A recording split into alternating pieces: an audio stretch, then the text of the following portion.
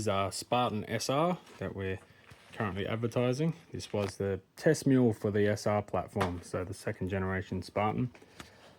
We'll start with the good.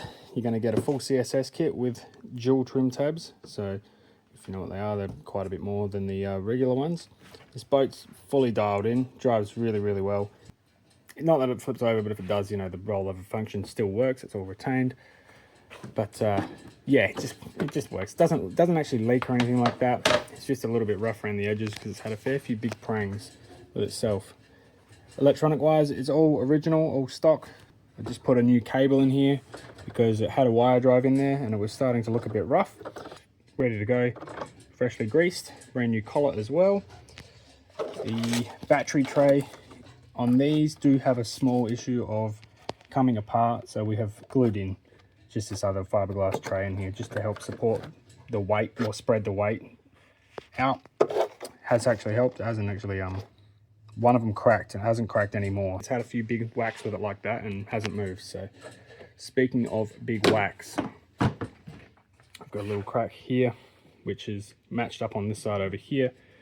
Now underneath this has been repaired with fiberglass, so it's arguably stronger than the rest of the boat, so I don't think it'll ever lift up again. But I'm not saying that the boat's weak, that's just a stronger piece. Got a little mark there that probably happened in the same situation as this one. I can't actually remember when all these happened, but they did. The front of the boat here, you can see it's a little bit scuffed up, and that would probably happen when all this damage here happened.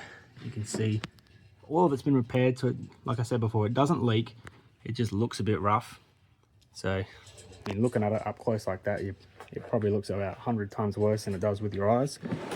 And the worst part about it, worst looks-wise part, would be this one here that really cracked pretty good in there and got warmed up to put back into place because it bent the plastic and the plastic stayed bent. So we warmed that up and put it back, but when it went back, it didn't quite bounce back like plastic normally does. So that's the worst of the boat right there. So if you can live with that, and if you take one step back from it like that, it almost looks new, almost. So when it's in the water screaming by, you'll never notice. And this will be available as it was when it was in the box new. So you'll get a radio, you'll get the box, you'll get all the packaging that you get when they're brand new, but you get about 300 odd Australian dollars worth of upgrades on top of it.